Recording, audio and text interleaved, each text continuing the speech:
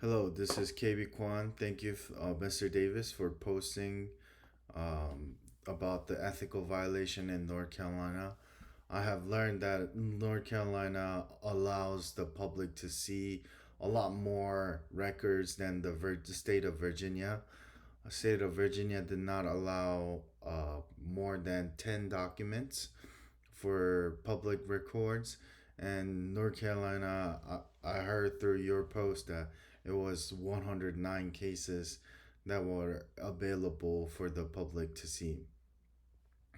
I thought that the commonality between the Virginia board and North Carolina board, it was a not keeping the treatment notes and falsifying the documents, stuff like that.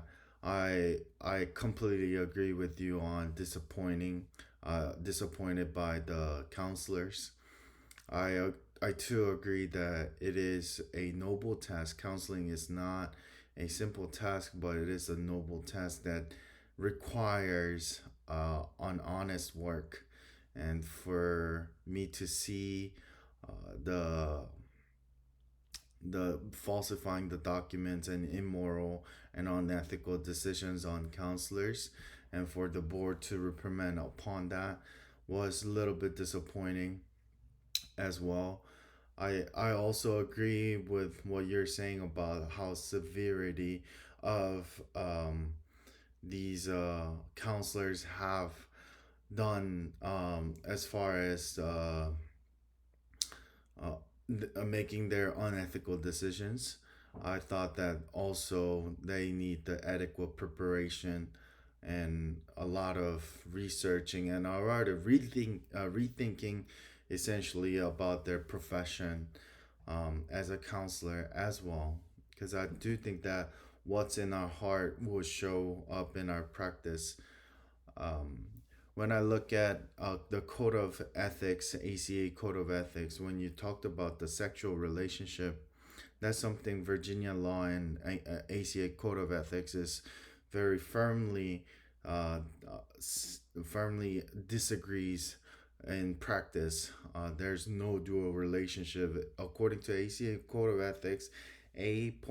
Point 5 point C describes that there's no dual relationship. Even in Virginia law and counseling, there's a very clear guideline for no dual relationship.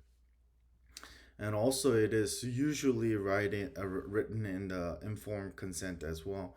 So to hear about two relationship with the previous two clients on by the one counselor was very surprising, and for her to not keep the records seems very odd. I 100% agree that Remley and Hurley's book's quotation from you about self-care.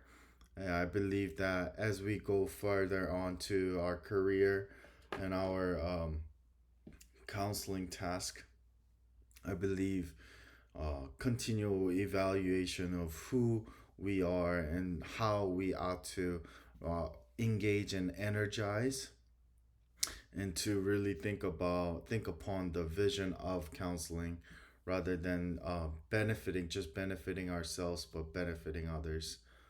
Thank you.